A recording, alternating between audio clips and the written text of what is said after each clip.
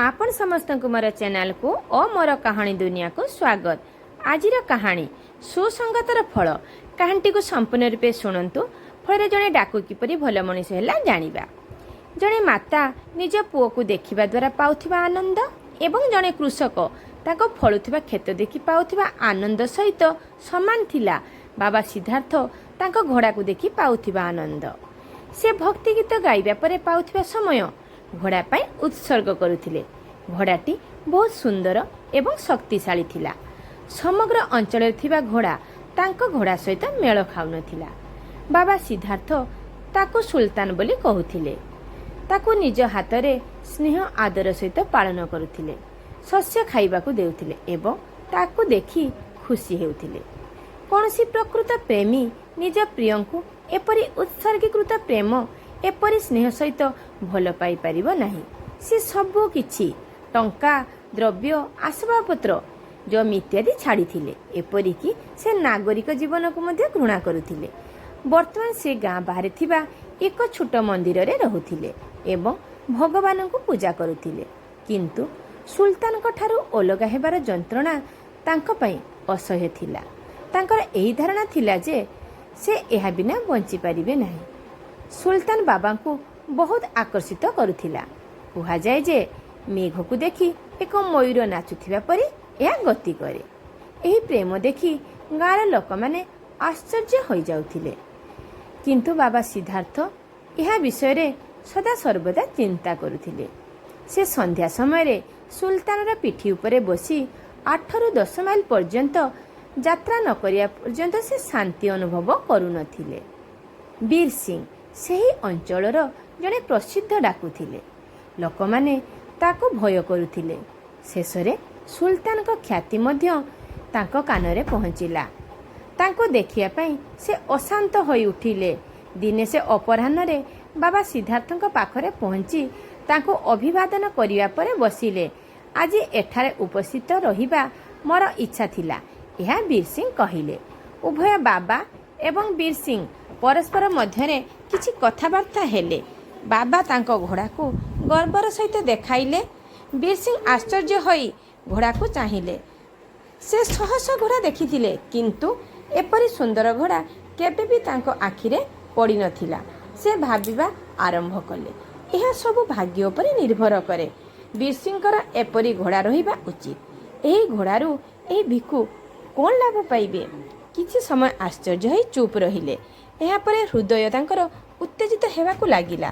से शिशु परि धैर्यहरा होई कहिले, बाबा जदि मो घोड़ार गति न देखे तेबे कौन फायदा हेबो मोर? बाबा मध्य जणे मनीष थिले। अन्यर मुहरु तांकर निजर प्रशंसा सुनिबाकू बहुत भल लागिला एवं तांकर हृदय धैर्यहरा होई गला।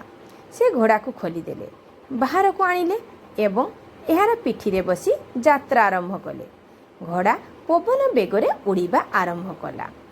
तांकर गति देखि वीर सिंह हृदय रे ताको पाइबार आशा अधिक हेला। से जणे डकायत थिले एवं से पसंद करुथिबा जिनिस नेबा तांकर अधिकार बोली से विवेचना करुथिले। तांकर वीर पुरुष मानक परि शक्ति मध्य थिला। से जिबा बेले कहिले, बाबा मुई घोड़ा को तुम पाखरे रहिबाको देबी नाही। बाबा सिद्धार्थ एही कथा सुनी भयभीत हेले। एबे से राति रे सोई पारिले नाही। पूरा राति सुल्तान को जगिया पई अतिबाहित हेउथिला। प्रति मुहूर्त रे वीर सिंह को भय थिला, किंतु अनेक मास बीती गला एवं से आसिले नाही। एते अधिक समय बीती जिबारु बाबा सिद्धार्थ टिके असावधान होई एही भय को मिथ्या बोली भाबिबा आरंभ कले, जेपरि एहा मिछ स्वप्न थिला। एकदा संध्या समय रे बाबा सिद्धार्थ सुल्तान को पिठी रे यात्रा करने को जाउथिले। एही समय रे तांको आखि खुशी रे उज्जवल थिला एवं तांको मुहरे हस थिला। बेले बेले से घोड़ार शरीर को बेले बेले एहार रंग को देखि खुशी अनुभव करुथिले। हठात गोटे पार्श्वरु एक स्वर आसिला, हे बाबा ए दुखी को सुन। स्वर रे दया थिला। बाबा घोड़ा को अटकाइले। जड़े विकलांग व्यक्ति गछर छाईरे पड़ी कांदुथिबार स्वर शुणिले एवं देखिले। कहिले, तुमे काहींकी जंत्रणा भोगुच? भिन्नक्षम जनक हाथ जोड़ी कहिले, बाबा ମୁଁ ଦୁଃଖୀ, ମୋତେ ଦୟାକର। ମହାରାଜପୁର ଗାଁ ଏଠାରୁ 3 ମାଇଲ ଦୂରରେ। ମୋତେ ସେଠାକୁ ଯିବାକୁ ପଡ଼ିବ। ମୋତେ ଘୋଡ଼ା ଉପରେ ବସାଇ ନେଇଗଲେ ଭଗବାନ ତୁମର ମଙ୍ଗଳ କରିବେ। ସେଠାରେ ତୁମର କିଏ ଅଛି ବୋଲି ବାବା ପଚାରିଲେ। ଲୋକଟି କହିଲେ, ଆପଣ ନିଶ୍ଚୟ ଡାକୁ ବୀରସିଂ ନାମ ଶୁଣିଥିବେ। ମୁଁ ତାଙ୍କର ସାବତ ଭାଇ। ବାବା ସିଦ୍ଧାର୍ଥ ଘୋଡ଼ାରୁ ଓହ୍ଲାଇ ଭିନ୍ନକ୍ଷମକୁ ଘୋଡ଼ା ଉପରେ ବସିବା ସହ ଧୀରେ ଧୀରେ ଚାଲିବା ଆରମ୍ଭ କଲେ। ହଠାତ୍ ସେ ଏକ ଧକ୍କା ଅନୁଭବ କଲେ ଏବଂ ତାଙ୍କ ହାତରୁ ଘୋଡ଼ାର ଲଗାମ ଖସିଗଲା। ଆଶ୍ଚର୍ଯ୍ୟ ହେବାର କୌଣସି ସୀମା ନଥିଲା ଯେତେବେଳେ ସେ ଦେଖିଲେ ଯେ ଭିନ୍ନକ୍ଷମ ଜଣକ ସିଧା ଘୋଡ଼ା ପିଠିରେ ବସି ଘୋଡ଼ା ଚଳାଉଛନ୍ତି। ଭୟ, ଆଶ୍ଚର୍ଯ୍ୟ ଏବଂ ନିରାଶାରେ ମିଶ୍ରିତ ଚିତ୍କାର କରି ତାଙ୍କ ପାଟିରୁ ବାହାରିଲା, ସେ ଭିନ୍ନକ୍ଷମ ଡାକୁ ବୀରସିଂ ହିଁ ଥିଲେ। ବାବା ସିଦ୍ଧାର୍ଥ କିଛି ସମୟ ଚୁପ୍ ରହିଲେ ଏବଂ କିଛି ସମୟ ପରେ ସେ କିଛି ସ୍ଥିର କଲେ ଏବଂ ନିଜର ସମସ୍ତ ଶକ୍ତି ସହିତ ଚିତ୍କାର କରି କହିଲେ, କିଛି ସମୟ ଅପେକ୍ଷା କର ବୀରସିଂ। ଏହି ସ୍ୱର ଶୁଣି ବୀରସିଂ ଘୋଡ଼ାକୁ ଅଟକାଇ ସ୍ନେହରେ ବେକକୁ ହଲାଇ କହିଲେ, ବାବାଜୀ, ମୁଁ ବର୍ତ୍ତମାନ ଏହି ଘୋଡ଼ାକୁ ଦେବି ନାହିଁ। ବାବା କହିଲେ, କିନ୍ତୁ ଗୋଟିଏ କଥା ଶୁଣ। ବୀରସିଂ ଅଟକି ଗଲେ। ବାବା ସିଦ୍ଧାର୍ଥ ନିକଟତର ହୋଇ ଦୁଃଖ ଆଖିରେ ଚାହିଁଲେ, ଯେପରି ଗୋଟିଏ ଛେଳି ଜଣେ ହଣାତ୍କାରକୁ ଚାହେଁ ଏବଂ କହିଲେ, ଏଇ ଘୋଡ଼ା ତୁମର। ମୁଁ ଏହାକୁ ଫେରାଇବାକୁ କହିବି ନାହିଁ, କିନ୍ତୁ ବୀରସିଂ, ମୋର କେବଳ ଗୋଟିଏ ଅନୁରୋଧ ଅଛି। ଏହାକୁ ପ୍ରତ୍ୟାଖ୍ୟାନ କର ନାହିଁ, ନଚେତ୍ ମୋର ହୃଦୟ ଭାଙ୍ଗିଯିବ। ବାବା ଦୟାକରି ଅନୁରୋଧଟି କୁହନ୍ତୁ। ମୁଁ ତୁମର ସେବକ। ମୁଁ କେବଳ ଏହି ଘୋଡ଼ା ଦେବି ନାହିଁ, ଆଉ ଯାହା କହିବେ ମାନିବି। ବର୍ତ୍ତମାନ କେବଳ ଘୋଡ଼ାର କଥା ଉଲ୍ଲେଖ କରନ୍ତୁ ନାହିଁ ବୋଲି ବୀରସିଂ କହିଲେ। ବାବା ସିଦ୍ଧାର୍ଥ କହିଲେ, ମୁଁ ଏ ବିଷୟରେ ତୁମକୁ କିଛି କହିବି ନାହିଁ। ମୋର ଏକମାତ୍ର ଅନୁରୋଧ ହେଉଛି, ତୁମେ ଏହି ଘଟଣା କାହାକୁ ପ୍ରକାଶ କରିବା ଉଚିତ ନୁହେଁ। ଏହି କଥା ଶୁଣି ଆଶ୍ଚର୍ଯ୍ୟ ବୀରସିଂ ପାଟି ବନ୍ଦ ହୋଇ ରହିଗଲା। ତାଙ୍କର ଚିନ୍ତାଧାରା ଥିଲା ଯେ ତାଙ୍କୁ ଘୋଡ଼ା ସହିତ ଏଠାରୁ ପଳାଇବାକୁ ପଡ଼ିବ, କିନ୍ତୁ ବାବା ସିଦ୍ଧାର୍ଥ ନିଜେ ତାଙ୍କୁ ଏହି ଘଟଣା କାହାକୁ ନ ଜଣାଇବାକୁ କହୁଛନ୍ତି। ଏହା କେଉଁ ଉଦ୍ଦେଶ୍ୟରେ ହୋଇପାରେ? ବୀରସିଂ ବହୁତ ଭାବିଲେ, ତାଙ୍କ ମୁଣ୍ଡକୁ ବହୁତ ଚାପ ଦେଲେ, କିନ୍ତୁ କିଛି ମଧ୍ୟ ବୁଝିପାରିଲେ ନାହିଁ। ପରାସ୍ତ ହୋଇ ସେ ବାବା ସିଦ୍ଧାର୍ଥଙ୍କ ମୁହଁ ଉପରେ ଆଖି ପକାଇ ପଚାରିଲେ, ବାବା, ତୁମେ କ'ଣ ଭୟ କରୁଛ? ଏହା ଶୁଣି ବାବା ସିଦ୍ଧାର୍ଥ ଉତ୍ତର ଦେଲେ, ଯଦି ଲୋକମାନେ ଏହି ଘଟଣା ବିଷୟରେ ଜାଣନ୍ତି, ତେବେ ସେମାନେ କୌଣସି ଗରିବ ଲୋକ ଉପରେ କେବେ ମଧ୍ୟ ବିଶ୍ୱାସ କରିବେ ନାହିଁ।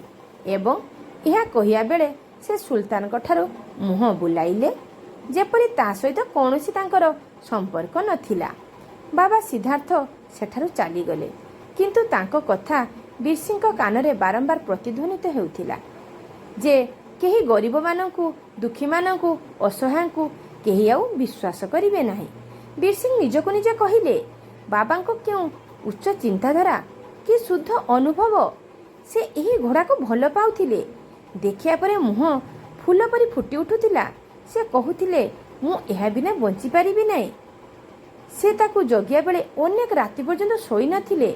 ଭଜନ ଓ ଭକ୍ତି କରିବା ପରିବର୍ତ୍ତେ ଅନ୍ୟ ସମୟ ସେ ସୁଲତାନକୁ ଜଗି ରହୁଥିଲେ, କିନ୍ତୁ ଆଜି ତାଙ୍କ ମୁହଁରେ ଦୁଃଖର ଧାର ଦେଖାଗଲା ନାହିଁ। ସେ କେବଳ ଚିନ୍ତିତ ଥିଲେ ଯେ ଲୋକମାନେ ଗରିବଙ୍କ ଉପରେ ବିଶ୍ୱାସ କରିବା ବନ୍ଦ କରିପାରିବେ। ମାନବିକତା ହରାଇବା ପାଇଁ ସେ ନିଜର ବ୍ୟକ୍ତିଗତ କ୍ଷତି ବଳିଦାନ ଦେଇଦେଲେ। ଏପରି ବ୍ୟକ୍ତି କେବଳ ଜଣେ ପୁରୁଷ ନୁହନ୍ତି, ବାସ୍ତବରେ ଈଶ୍ୱର ଅଟନ୍ତି। ଏହି କଥା ଭାବି ବୀରସିଂ ବହୁତ ଭାବିଲେ ଏବଂ ଚିନ୍ତା ମଧ୍ୟ କଲେ।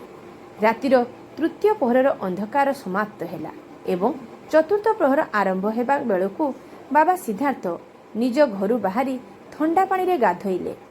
ଏହାପରେ ଯେପରି କେହି ତାଙ୍କ ଘୋଡ଼ାଶାଳ ପାଖରେ ବୁଲୁଥିବା ସେ ଅନୁଭବ କଲେ। ତାଙ୍କ ପାଦ ସେହି ଆଡ଼କୁ ଗଲା, କିନ୍ତୁ ଫାଟକରେ ପହଞ୍ଚିବା ପରେ ସେ କାହାକୁ ପାଇଲେ ନାହିଁ। ଏହି ସମୟରେ ଅତ୍ୟଧିକ ନିରାଶା ତାଙ୍କ ପାଦକୁ ଅତ୍ୟଧିକ ଭାରି କଲା। ସେ ସେଠାରେ ଅଟକି ଗଲେ। ଘୋଡ଼ା ତାର ମୁନିବଙ୍କ ପାଦର ଶବ୍ଦ ଚିନି ଉଚ୍ଚ ସ୍ୱରରେ ଡାକିଲା। ଏବେ ବାବା ସିଦ୍ଧାର୍ଥ ଭିତରକୁ ଦୌଡ଼ି ଆସିଲେ, ଘୋଡ଼ାକୁ ଆଲିଙ୍ଗନ କଲେ ଏବଂ ଦୀର୍ଘ ସମୟ ପରେ ପୁଅକୁ ଭେଟିବା ପରେ ବିଚଳିତ ପିତା କାନ୍ଦିବା ପରି କାନ୍ଦିବାକୁ ଲାଗିଲେ।